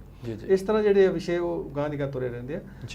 ਕੋਈ ਗਿਣ ਮਿਥ ਕੇ ਕਿਸੇ ਵਿਸ਼ੇ ਦੇ ਉੱਪਰ ਲਿਖਣਾ ਨਹੀਂ ਹੁੰਦਾ। ਤੁਹਾਡੇ ਕੋਲ ਆਪਣੇ ਆਪ ਹੀ ਵਿਸ਼ੇ ਆਉਂਦੇ, ਆਪਣੇ ਆਪ ਹੀ ਕਵਿਤਾ ਆਉਂਦੀ। ਵਾਹ। ਇੱਕ ਹੋਰ ਗੱਲ ਮੈਂ ਜਾਣਨਾ ਚਾਹਾਂਗਾ ਕਿ ਤੁਸੀਂ ਜਦੋਂ ਲਿਖਿਆ, ਕਵਿਤਾ ਲਿਖੀ ਹੈ ਜਾਂ ਕਵਿਤਾ ਆਈ ਆ, ਜ਼ਿਆਦਾ ਤੁਹਾਨੂੰ ਕਿਹੜਾ ਵਿਸ਼ਾ ਆਪਣੇ ਆਪ ਨੂੰ ਚੰਗਾ ਲੱਗਾ? ਆ ਮੈਨੂੰ ਮੇਰਾ ਮਨਪਸੰਦ ਦਾ ਵਿਸ਼ਾ ਹੈਗਾ, ਉਹਦੇ ਤੇ ਮੈਂ ਹੋਰ ਵੱਧ ਕਵਿਤਾਵਾਂ ਲਿਖ ਸਕਦਾ ਵਾਂ ਜਾਂ ਲਿਖੀਆਂ ਜਾ ਸਕਦੀਆਂ ਸੀਗੀਆਂ। ਜਦੋਂ ਮੈਂ ਆਪਣੀ ਜੇ ਗੱਲ ਕਰਦਾ, ਮੈਨੂੰ ਮੈਂ ਜੇ ਪੜ੍ਹਨ ਦੀ ਗੱਲ ਕਰਾਂ ਤੇ ਵੈਸੇ ਮੈਂ ਲਿਖਣ ਵਾਲੇ ਪਾਸੇ ਤਾਂ ਹਰ ਪਾਸੇ ਕੋਸ਼ਿਸ਼ ਕਰ ਰਿਹਾ ਵਾਂ। ਜੇ ਪਹਿਲਾਂ ਮੈਨੂੰ ਸ਼ੁਰੂ ਛੋਟੀ ਕਹਾਣੀ ਪਸੰਦ ਸੀ, ਫਿਰ ਮੈਨੂੰ ਵੱਡੀਆਂ ਕਹਾਣੀਆਂ ਚੰਗੀਆਂ ਲੱਗਣ ਲੱਗੀਆਂ, ਤੇ ਅੱਜ ਦੀ ਗੱਲ ਕਰਾਂ ਤਾਂ ਮੇਰਾ ਫੇਵਰੇਟ ਵਿਸ਼ਾ ਸਵੈ ਜੀਵਨੀਆਂ ਆ। ਤੇ ਤੁਹਾਨੂੰ ਕਿੱਦਾਂ, ਤੁਹਾਡਾ ਫੇਵਰੇਟ ਵਿਸ਼ਾ ਕੀ ਸੀ? ਕਵਿਤਾ ਵਾਸਤੇ ਮੇਰਾ ਕੋਈ ਫੇਵਰੇਟ ਵਿਸ਼ਾ ਨਹੀਂ ਹੈ। ਅੱਛਾ ਜੀ। ਕਵਿਤਾ ਕਿਸੇ ਵਿਸ਼ੇ ਤੇ ਵੀ ਲਿਖੀ ਜਾ ਸਕਦੀ ਹੈ। ਕਵਿਤਾ ਮੈਂ ਮੇਰੇ ਗਵਾਂਢ ਜਿੱਥੇ ਮੈਂ ਰਹਿ ਰਿਹਾ, ਆਸੇ-ਪਾਸੇ ਖਾਲੀ ਪਲਾਟ ਨੇ, ਉਹਨਾਂ ਪਲਾਟਾਂ ਦੇ ਵਿੱਚ ਕੋਈ ਬੂਟੇ ਰੁੱਖ ਉੱਗੇ ਆ, ਝਾੜੀਆਂ ਉੱਗੀਆਂ, ਇੱਕ ਜੰਗਲਨੁਮਾ ਦ੍ਰਿਸ਼ ਹੈ, ਉਹ 'ਚ ਚਿੜੀਆਂ ਉੱਪਰ ਬੈਠਦੀਆਂ ਆਉਂਦੀਆਂ, ਉਹਦੇ ਅੰਦਰ ਚਿੜੀਆਂ ਦੀ ਆਵਾਜ਼ ਆਉਂਦੀ ਹੈ, ਤੇ ਉਹਦੇ ਬਾਰੇ ਆਮ ਲੋਕ ਸੋਚਦੇ, ਆਂਢ ਗੁਆਂਢ ਵੀ ਜਾ ਰਹੇ, ਜੰਗਲ ਬਣ ਗਿਆ ਤਾਂ ਕੀ ਕਰੀਏ, ਇਹਨੂੰ ਕਟਵਾ ਨਾ ਦੇਈਏ। ਉੱਥੇ ਵੀ ਉਹ ਕਿਸੇ ਮਜ਼ਦੂਰ ਨਾਲ ਗੱਲ ਕਰਦੇ ਨੇ, ਮਜ਼ਦੂਰ ਆਉਂਦਾ ਹੈ ਤੇ ਦੇਖਦਾ ਹੈ, ਮਜ਼ਦੂਰ ਜਦੋਂ ਵੇਖਦਾ ਵੀ ਯਾਰ ਇਹ ਚਿੜੀਆਂ ਇੱਥੇ ਰਹਿ ਰਹੀਆਂ ਤੇ ਮੈਂ ਇਹਨਾਂ ਨੂੰ ਕਿੱਦਾਂ ਇਹਨਾਂ ਦਾ ਘਰ ਉਜਾੜ ਦੇਵਾਂ। ਤੇ ਇਹ ਕਵਿਤਾ ਹੈ, ਇਹ ਮੈਂ ਲਿਖੀ ਕਵਿਤਾ ਹੈ ਵੀ। ਤਾਂ ਇਹ ਕਵਿਤਾ ਤੇ ਏਦਾਂ ਆਉਂਦੀ ਹੈ, ਠੀਕ ਹੈ ਨਾ। ਤੁਸੀਂ ਵਿਆਹੇ ਹੋ, ਤੁਹਾਡੇ ਘਰ ਤੁਹਾਡੀ ਪਤਨੀ ਹੈ, ਤੁਹਾਡੀ ਪਤਨੀ ਦੇ ਨਾਲ ਤੁਹਾਡਾ ਕੀ ਸੰਵਾਦ ਚੱਲਦਾ, ਕੀ ਉਹਦੇ ਵਿੱਚੋਂ ਕੀ ਨਹੀਂ ਕੁਝ ਨਿਕਲਦਾ ਹੈਗਾ, ਕਿਵੇਂ ਤੁਸੀਂ ਮਹਿਸੂਸ ਕਰਦੇ ਹੋ, ਘਰ ਕਿਹੋ ਜਿਹਾ ਹੈ ਉਸ ਪਤਨੀ ਦੇ ਸਾਥ ਸੰਗ ਦੇ ਵਿੱਚ, ਉਹ ਕਵਿਤਾ ਹੈ। ਤੁਹਾਡੇ ਘਰ ਛੋਟਾ ਬੱਚਾ ਆਇਆ, ਉਹ ਬੱਚਾ, ਮੈਂ ਆਪਣੀ ਪੋਤੀ ਉੱਪਰ ਬਹੁਤ ਕਵਿਤਾਵਾਂ ਲਿਖੀਆਂ ਨੇ। ਵਾਹ, ਕੀ ਬਾਤ ਹੈ। ਜਿਹੜੀ ਬਾਲ ਮਾਨਸਿਕਤਾ ਨੂੰ ਫੜ ਕੇ ਕਵਿਤਾ ਲਿਖਣੀ, ਉਹਦੇ 'ਚ ਉਹਦੀ ਆਪਣੀ ਵੱਡਤਨ ਹੈ, ਉਹਦੀ ਆਪਣੀ ਖੂਬਸੂਰਤੀ ਹੈ।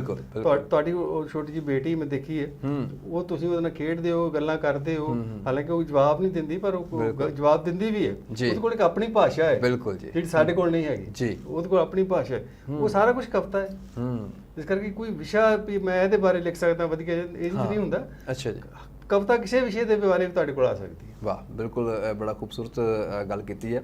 ਵੀ ਕਈ ਵਾਰੀ ਆਪਾਂ ਵੱਜ ਜਾਂਦੇ ਆ, ਕੋਈ ਧਾਰਮਿਕਤਾ ਵਿੱਚ ਵੱਜ ਜਾਂਦਾ ਆ, ਕੋਈ ਹਾਸ ਰਸ ਵਿੱਚ ਵੱਜ ਜਾਂਦਾ ਆ, ਕੋਈ ਅਲੱਗ ਵਿਸ਼ੇ ਵਿੱਚ, ਜਾਂ ਹਰ ਕਦੇ ਇੱਕ ਆਪਣਾ ਨਜ਼ਰੀਆ ਹੁੰਦਾ, ਉਸ ਨਜ਼ਰੀਏ ਨੂੰ ਜਿਹੜੀ ਉਹਦੀ ਮਿੱਥ ਹੈਗੀ ਉਹਨੂੰ ਤੋੜਨ ਲਈ ਤਿਆਰ ਨਹੀਂ ਹੁੰਦਾ।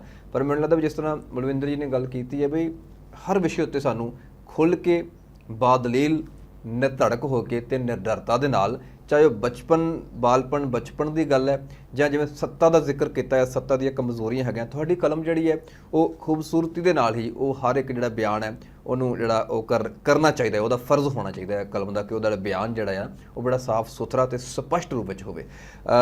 ਅਖਬਾਰਾਂ ਦੇ ਵਿੱਚ ਤੁਹਾਡੀ ਰਚਨਾਵਾਂ ਛਪਦੀਆਂ ਰਹਿੰਦੀਆਂ ਨੇ ਗਾਹੇ ਬਗਾਹੇ, ਸੋ ਅਖਬਾਰਾਂ ਵਿੱਚ ਜਦੋਂ ਪਾਠਕ ਪੜ੍ਹਦੇ ਨੇ ਉਹਨਾਂ ਦਾ ਜਿਹੜਾ ਉਤਸ਼ਾਹ ਕਿੱਦਾਂ ਦਾ ਹੁੰਦਾ ਆ, ਤੇ ਕਿਤਾਬ ਛਪਣ ਤੋਂ ਬਾਅਦ ਜਿਹੜੇ ਕਿਤਾਬ ਪਾਠਕ ਪੜ੍ਹਦੇ ਨੇ ਉਹਨਾਂ ਦਾ ਰਿਸਪੌਂਸ ਕਿੱਦਾਂ ਦਾ ਹੁੰਦਾ? ਦੋਵਾਂ ਦਾ ਇੱਕੋ ਜਿੱਕਾ ਜਾਂ ਕੁਝ ਫਰਕ ਹੁੰਦਾ?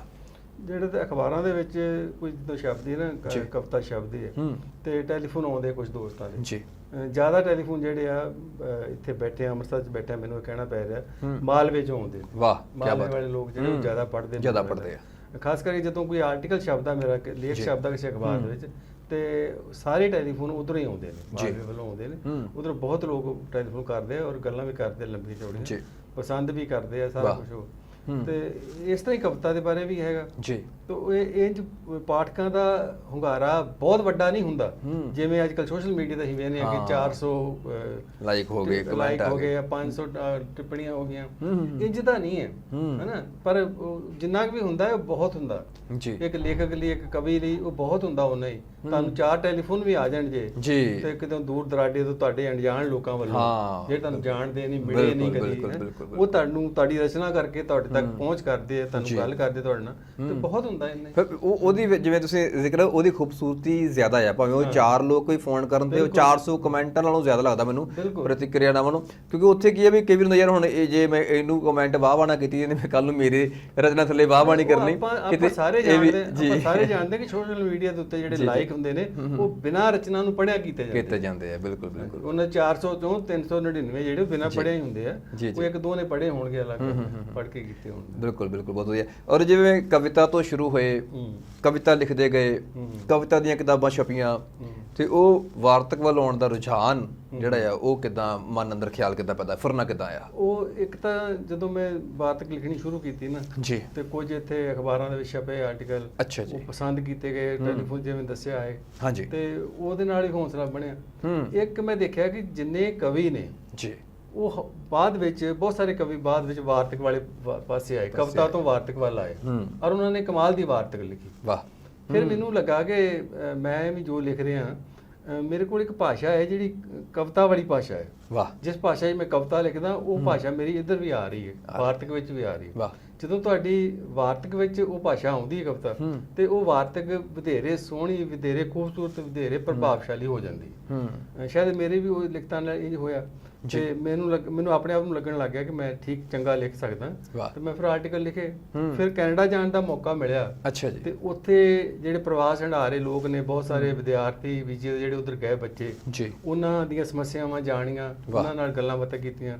ਉੱਥੇ ਜਿਹੜੇ ਮਾਪੇ ਆਪਣੇ ਇਹਨਾਂ ਬੱਚਿਆਂ ਨੂੰ ਮਿਲਣ ਜਾਂਦੇ ਆ ਜੀ, ਉਹਨਾਂ ਦੇ ਹਾਲਾਤ ਜਾਣੇ, ਉਹਨਾਂ ਦੀ ਸੋਚ ਜਾਣੀ, ਉਹ ਕਿਸ ਤਰ੍ਹਾਂ ਮਹਿਸੂਸ ਕਰਦੇ ਇਹ ਜਾਣਿਆ। ਫਿਰ ਜਿਹੜੇ ਉੱਥੇ ਪੱਕੇ ਤੌਰ ਤੇ ਵਸੇ ਨੇ ਜਾ ਕੇ ਪੰਜਾਬੀ 35-40 ਸਾਲ ਪਹਿਲਾਂ ਦੇ, ਉਹ ਕਿਹੋ ਜਿਹੀ ਜ਼ਿੰਦਗੀ ਜੀ ਰਹੇ, ਉਹਨਾਂ ਦੀਆਂ ਕੀ ਸਮੱਸਿਆਵਾਂ ਨੇ, ਉਹਨਾਂ ਕੋਲ ਕਿਹੋ ਜਿਹੇ ਅਹਿਸਾਸ ਨੇ, ਉਹ ਸਾਰੇ ਜਾਣੇ, ਉਹਨਾਂ ਬਾਰੇ ਲਿਖੇ। ਮੇਰੀ ਜਿਹੜੀ ਵਾਰਤਕ ਦੀ ਇੱਕੋ ਕਿਤਾਬ ਹੁਣ ਛਪੀ ਹੈ, ਆਓ ਚੁੱਪ ਦਾ ਮਰਮ ਪਛਾਣੀਏ। ਚੁੱਪ ਦਾ ਮਰਮ ਪਛਾਣੀਏ। ਉਹਦੇ ਵਿੱਚ 2 ਹਿੱਸੇ ਨੇ, ਪਹਿਲੇ ਹੈਗੇ ਆ ਸਵੈ ਤੇ ਸਮਾਜਿਕ ਸਰੋਕਾਰ, ਅੱਛਾ ਜੀ, ਤੇ ਦੂਜਾ ਹੈਗਾ ਪ੍ਰਵਾਸ ਦੇ ਸਰੋਕਾਰ। ਪ੍ਰਵਾਸ ਦੇ ਸਰੋਕਾਰ ਸਾਰੇ ਉਹੀ ਲਿਖਤਾਂ ਨੇ ਜਿਹੜੀਆਂ ਮੈਂ ਉੱਥੇ ਜਾ ਕੇ, ਉੱਥੇ ਰਹਿ ਕੇ ਲਿਖੀਆਂ ਜੀ। ਵੈਸੇ ਇੱਕ ਆਮ ਤੌਰ ਤੇ ਇਹ ਗੱਲ ਕਹੀ ਜਾਂਦੀ ਵੀ ਕਈ ਵਾਰ ਜਿਹੜੇ ਸਾਡੇ ਇੱਥੋਂ ਸਟੂਡੈਂਟ ਬਾਹਰ ਜਾਂਦੇ ਆ ਨਾ, ਉੱਥੇ ਜਾ ਕੇ ਉਹਨਾਂ ਨੂੰ ਆਪਣੀ ਆਇਡੈਂਟੀਟੀ ਜਦੋਂ ਦੱਸਣੀ ਪੈਂਦੀ ਹੈ ਨਾ, ਫਿਰ ਉਹਨਾਂ ਨੂੰ ਲੱਗਦਾ ਵੀ ਅਸੀਂ ਕੁਝ ਹੈ, ਅਸੀਂ ਕਿਤੋਂ ਆਏ ਆ, ਅਸੀਂ ਪੰਜਾਬ ਨੂੰ ਬਿਲੋਂਗ ਕਰਦੇ ਆ। ਔਰ ਉਹਨਾਂ ਵਿੱਚ ਆਪਣੇ ਵਿਰਸੇ ਪ੍ਰਤੀ, ਆਪਣੇ ਜਿਹੜਾ ਸੱਭਿਆਚਾਰ ਹੈ ਜਾਂ ਕਿਤਾਬਾਂ ਪ੍ਰਤੀ ਵੀ ਚੇਸ਼ਟਾ ਵੱਧ ਰਹੀ ਹੈ। ਕਈ ਵਾਰ ਮੇਰੀ ਪ੍ਰਕਾਸ਼ਕਾਂ ਨਾਲ ਗੱਲ ਹੁੰਦੀ ਹੈ, ਉਹ ਕਹਿੰਦੇ ਵੀ ਜਿਹੜੇ ਤਾਂ ਇੱਥੋਂ ਗਏ ਆ ਵਿਦੇਸ਼ਾਂ ਵੱਲ ਹਨਾ, ਉਹਨਾਂ ਦੇ ਸਿਰ ਤੇ ਸਾਡੀਆਂ ਦੁਕਾਨਾਂ ਕਿਤਾਬਾਂ ਦੀਆਂ ਚੱਲ ਰਹੀਆਂ ਨੇ, ਤੇ ਜਿਹੜਾ ਇੱਥੋਂ ਦੇ ਆ, ਜੇ ਤੁਸੀਂ ਜ਼ਿਕਰ ਕੀਤਾ ਵੀ ਮਾਝੇ 'ਚ ਤਾਂ ਪੜ੍ਹਨ ਦਾ ਰੁਝਾਨ ਬੜਾ ਘੱਟ ਹੈ, ਮਾਲਵੇ 'ਚ ਕਾਫੀ ਹੈਗਾ ਆ, ਸੋ ਇਹਨੂੰ ਤੁਸੀਂ ਕਿੱਦਾਂ ਫਿਰ ਡਿਫਾਈਨ ਕੀਤਾ ਉੱਥੇ ਜਾ ਕੇ, ਮਹਿਸੂਸ ਹੋਇਆ ਕੋਈ? ਉੱਥੇ ਜਾ ਕੇ ਜਿਹੜੀ ਗੱਲ ਤੁਸੀਂ ਕਿਸੇ ਪ੍ਰਕਾਸ਼ਕ ਦੇ ਹਵਾਲੇ ਨਾਲ ਕੀਤੀ ਹੈ ਨਾ ਜੀ ਜੀ, ਉਹ ਇਸ ਤਰ੍ਹਾਂ ਹੈ ਵੀ ਮੈਂ ਉੱਥੇ ਲਾਇਬ੍ਰੇਰੀ ਜਾਂਦਾ ਸੀ ਜੀ, ਤੇ ਲਾਇਬ੍ਰੇਰੀ ਜਾ ਕੇ ਉੱਥੇ ਬੈਠ ਜਾਣਾ, ਕੋਈ ਕਿਤਾਬ ਲੈਣੀ, ਪੜ੍ਹਨ ਲੱਗ ਪੈਣਾ ਜੀ, ਤੇ ਕੋਈ ਲੜਕੀ ਜਾਂ ਲੜਕਾ ਪੰਜਾਬੀ ਉੱਥੇ ਆਉਣਾ, ਤਾਂ ਉਹਨੇ ਇਹਨਾਂ ਕੋ ਕਿਤਾਬਾਂ ਦੇਖ ਰਹੇ ਹੋਣਾ, ਅੱਛਾ, ਪੰਜਾਬੀ ਸੈਕਸ਼ਨ ਦੇ ਵਿੱਚ ਘੁੰਮ ਫਿਰ। ਮੈਨੂੰ ਕੋਈ ਜਾਣਾ ਕਿ ਤੁਸੀਂ ਕੀ ਕਿਤਾਬ ਲੈਣ ਨੂੰ ਆਂਦੇ? ਹਾਂਜੀ, ਕਿਤਾਬ ਲੈਣੀ। ਅੱਛਾ ਜੀ। ਮੈਨੂੰ ਬੜੀ ਖੁਸ਼ੀ ਹੋਣੀ ਕਿ ਬੰਦੇ ਤੇ ਪੰਜਾਬੀ ਦੀ ਕਿਤਾਬ ਲੱਭ ਕੇ ਪੜ੍ਹਨਾ ਚਾਹੁੰਦੇ ਆ ਜੀ, ਤੇ ਇਸ ਤਰ੍ਹਾਂ ਦਾ ਕੁਝ ਹੈ, ਲੋਕ ਕੁਝ ਬੱਚੇ ਹੈਗੇ ਨੇ ਜਿਹੜੇ ਉੱਥੇ ਜਾ ਕੇ ਪੜ੍ਹਦੇ ਆ। ਠੀਕ ਹੈ ਜੀ। ਪਰ ਜਿਹੜੇ ਪ੍ਰਕਾਸ਼ਕਾਂ ਦੀ ਗੱਲ ਹੈ ਨਾ, ਉਹ ਇੰਝ ਹੈ ਕਿ ਜਦੋਂ ਪ੍ਰਕਾਸ਼ਕ ਉੱਥੇ ਜਾ ਕੇ ਆਪਣੀਆਂ ਕਿਤਾਬਾਂ ਦਾ ਸਟਾਲ ਲਗਾਉਂਦੇ ਆ, ਉੱਥੇ ਰੱਖਦੇ ਕਿਤਾਬਾਂ, ਤੇ ਉੱਥੇ ਉਹ ਲੋਕ ਜਿਹੜੇ ਉੱਥੇ ਰਹਿ ਰਹੇ ਨੇ ਪਿਛਲੇ 25-30-40 ਸਾਲ ਤੋਂ, ਹਾਂਜੀ, ਉਹਨਾਂ ਨੂੰ ਲੱਗਦਾ ਕਿ ਯਾਰ ਇਹ ਪੰਜਾਬੋਂ ਆਈਆਂ ਕਿਤਾਬਾਂ ਨੇ, ਪੰਜਾਬੀ ਦੇ ਵਿੱਚ ਕਿਤਾਬਾਂ ਨੇ, ਸਾਡੀ ਭਾਸ਼ਾ ਵਿੱਚ ਕਿਤਾਬਾਂ ਨੇ, ਤੇ ਉਹ ਫਿਰ ਉਹਨਾਂ ਨੂੰ ਖਰੀਦਦੇ ਕਿ ਚਾਅ ਪੈਦਾ ਹੁੰਦਾ ਵੀ ਇਹ ਸਾਡੇ ਉਥੋਂ ਵਤਨ ਤੋਂ ਆਈਆਂ ਕਿਤਾਬਾਂ ਨੇ, ਸਾਡੀ ਭਾਸ਼ਾ ਦੀਆਂ ਛਪੀਆਂ ਕਿਤਾਬਾਂ ਨੇ। ਬਿਲਕੁਲ। ਉਹ ਇਸ ਕਰਕੇ ਉਹਦੇ ਵੱਲ ਹੁੰਦੇ ਆ ਜੀ ਜੀ ਜੀ, ਤਾਂ ਕਰਕੇ ਪੜ੍ਹਦੇ। ਬਾਕੀ ਜਿਹੜਾ ਰੁਝਾਨ ਪੜ੍ਹਨ ਦਾ, ਉਹ ਜਿਵੇਂ ਇੱਥੇ ਉਵੇਂ ਉੱਥੇ ਵੀ ਘੱਟ ਹੈ।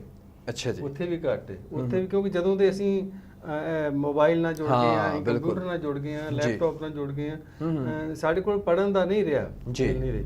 ਬੱਚੇ ਵੀ ਅੱਜ ਜੇ ਪੜ੍ਹਦੇ ਆ ਨਾ ਜ਼ਿਆਦਾ, ਉਹ ਇੱਥੋਂ ਸਕਰੀਨ ਤੋਂ ਪੜ੍ਹਦੇ ਆ, ਕਿਤਾਬ ਤੋਂ ਨਹੀਂ ਪੜ੍ਹਦੇ, ਕਿਤਾਬ ਤੋਂ ਪੜ੍ਹਦੇ। ਹੌਲੀ ਹੌਲੀ ਹੁਣ ਤੇ ਆਡੀਓ ਬੁੱਕਸ ਆ ਗਈਆਂ ਨੇ ਜੀ ਬਿਲਕੁਲ ਬਿਲਕੁਲ, ਕਾਫੀ ਹੁਣ ਕੰਮ ਹੋ ਰਿਹਾ, ਸਾਰਾ ਕੁਝ ਬਦਲ ਰਿਹਾ, ਟੈਕਨੋਲੋਜੀ ਨੇ ਇੰਨੀ ਤੇਜ਼ੀ ਨਾਲ ਸਫ਼ਰ ਕੀਤਾ ਹੈ, ਇਹਨਾਂ ਵਿਕਾਸ ਕਰ ਲਿਆ, ਹੁਣ ਤਾਂ ਸਾਰਾ ਕੁਝ ਬਦਲੀ ਜਾਂਦਾ। ਹੁਣ ਤੇ ਕਿਤਾਬ ਕੌਣ ਪੜ੍ਹੇਗਾ? ਜੀ ਹੌਲੀ ਹੌਲੀ, ਹਾਲਾਂਕਿ ਅਜੇ ਏਡੀ ਗੱਲ ਨਹੀਂ ਜਲਦੀ ਵੀ ਹੋ ਜਾਏਗਾ, ਪਰ ਹੌਲੀ ਹੌਲੀ ਇਹ ਕਿਤਾਬ ਜਿਹੜੀ ਇਹ ਮਨਫੀ ਹੋਣ ਜਾ ਰਹੀ ਹੈ ਜੀ। ਜੇ ਮੈਨੂੰ ਲੱਗਦਾ ਵੀ ਜੇ ਮਨਫੀ ਨਾ ਹੋਵੇ ਤੇ ਜਾਂ ਇਹ ਆਪਣਾ ਸਰੂਪ ਬਦਲ ਰਹੀ ਹੈ, ਸ਼ਾਇਦ ਈ ਬੁੱਕ ਚ ਆ ਜਾਏਗੀ। ਇਹ ਜ਼ਿਆਦਾ ਟੁਕਮਾ ਤੁਹਾਡਾ ਸ਼ਬਦ ਹੈ ਕਿ ਆਪਣਾ ਸਰੂਪ ਬਦਲ ਰਹੀ ਹੈ, ਬਦਲਾਅ ਹੋਏਗੀ ਪਰ ਉਹ ਦੂਜੇ ਸਰੂਪ ਚ ਹੋਏਗੀ। ਕਿਉਂਕਿ ਅਸੀਂ ਦੇਖੀ ਤੇ ਨਾ ਕਿ ਮੇਰੀ ਈ ਬੁੱਕ Amazon ਤੇ ਉਹ ਕੁਝ ਆਡੀਬਲ ਬੁੱਕਸ, ਫਿਰ ਉੱਥੇ ਗੂਗਲ ਬੁੱਕਸ ਵੀ ਆ ਗਿਆ ਆ, ਤੇ ਹੋਰ ਵੀ ਸਾਡੇ ਜੇ ਅਸੀਂ ਪੰਜਾਬੀ ਦੀ ਗੱਲ ਕਰੀਏ ਜਿਨ੍ਹਾਂ ਅੰਦਰ ਦਰਦ ਹੈਗਾ ਆ, ਜੋ ਮਹਿਸੂਸ ਕਰਦੇ ਨੇ ਪੰਜਾਬੀ ਸਾਹਿਤ ਪ੍ਰਤੀ, ਕੋਈ ਉਹਨਾਂ ਦਾ ਲਗਾਵ ਜਾਂ ਝੁਕਾਅ ਹੈਗਾ ਆ, ਉੱਥੇ ਅਸੀਂ ਵੇਖਦੇ ਹਾਂ ਬਹੁਤ ਸਾਰੀਆਂ ਪੰਜਾਬੀ ਦੀਆਂ PDF ਕਿਤਾਬਾਂ ਬਣਾ ਕੇ ਜਿਹੜਾ ਆ ਉਹ ਇੰਟਰਨੈਟ ਤੇ ਚਾੜੀਆਂ ਜਾ ਰਹੀਆਂ ਆ। ਪਰ ਮੈਨੂੰ ਲੱਗਦਾ ਵੀ ਓਵਰਆਲ ਚਾਹੇ ਈ ਬੁੱਕ ਦਾ ਜ਼ਮਾਨਾ ਆ ਜਾਵੇ ਜਾਂ PDF ਦਾ ਜ਼ਮਾਨੇ ਦੀ ਗੱਲ ਕਰਦੇ ਆ, ਜਾਂ ਅਸੀਂ ਜਿਹੜਾ ਹਰਡ ਬਾਉਂਡ ਹੁੰਦਾ ਸੀਗਾ ਕਿ ਜਦੋਂ ਛਪਣਯੋਗ ਸਮੱਗਰੀ ਵਿੱਚ ਕਿਤਾਬ ਛਪ ਕੇ ਆਉਂਦੀ ਸੀਗੀ, ਲੇਖਕ ਨੂੰ ਤਾਂ ਮੈਨੂੰ ਲੱਗਦਾ ਵੀ ਬਹੁਤਾ ਬੈਨੀਫਿਟ ਜਿਹੜਾ ਕਿਸੇ ਪਾਸੋਂ ਨਹੀਂ ਹੋ ਰਿਹਾ, ਨਾ ਤਾਂ ਪ੍ਰਕਾਸ਼ਕਾਂ ਦੇ ਪਾਸੋਂ ਨਾ ਪਾਠਕਾਂ ਦੇ ਪਾਸੋਂ। ਨਹੀਂ, ਕੋਈ ਵੀ ਲੇਖਕ ਮੇਰਾ ਕਿਸੇ ਭਾਸ਼ਾ ਦਾ ਵੀ ਨਹੀਂ, ਲਿਖਣ ਤੋਂ ਕੋਈ ਰੋਟੀ ਨਹੀਂ ਖਾ ਰਿਹਾ। ਜੀ ਬਿਲਕੁਲ, ਲਿਖ ਕੇ ਕਮਾਈ, ਉਹਦੀ ਕਮਾਈ ਨਾਲ ਰੋਟੀ ਨਹੀਂ ਖਾ ਰਿਹਾ। ਹਰ ਇੱਕ ਨੂੰ ਕੋਈ ਨਾ ਕੋਈ ਵੱਖਰਾ ਆਪਣਾ ਕਾਰੋਬਾਰ, ਕੋਈ ਜੌਬ ਕਰਨੀ ਪੈਂਦੀ। ਬਿਲਕੁਲ ਜੀ ਬਿਲਕੁਲ। ਹਾਂ, ਇਹ ਤਾਂ ਇੱਕ ਸ਼ੌਕ ਹੈ ਤੁਹਾਡਾ, ਤੁਸੀਂ ਕਿਤਾਬ ਲਿਖਦੇ ਹੋ, ਛਪਾਉਂਦੇ ਹੋ ਤੇ 25-30 ਹਜ਼ਾਰ ਰੁਪਏ ਖਰਚ ਕਰਦੇ ਹੋ, 5-7 ਹਜ਼ਾਰ ਰੁਪਏ ਲਾ ਕੇ ਦੋਸਤਾਂ ਨੂੰ ਪੋਸਟ ਕਰਦੇ ਹੋ, ਭੇਜਦੇ ਹੋ। ਬਿਲਕੁਲ, 5-7 ਹਜ਼ਾਰ ਲਗਾ ਕੇ ਉਹਦੇ ਕੋਈ ਸਮਾਗਮ ਰਚਾਉਂਦੇ ਹੋ, ਉਹ 'ਚ ਉਹਦੇ ਬਾਰੇ ਚਰਚਾ ਹੁੰਦੀ, ਗੱਲ ਹੁੰਦੀ ਹੈ।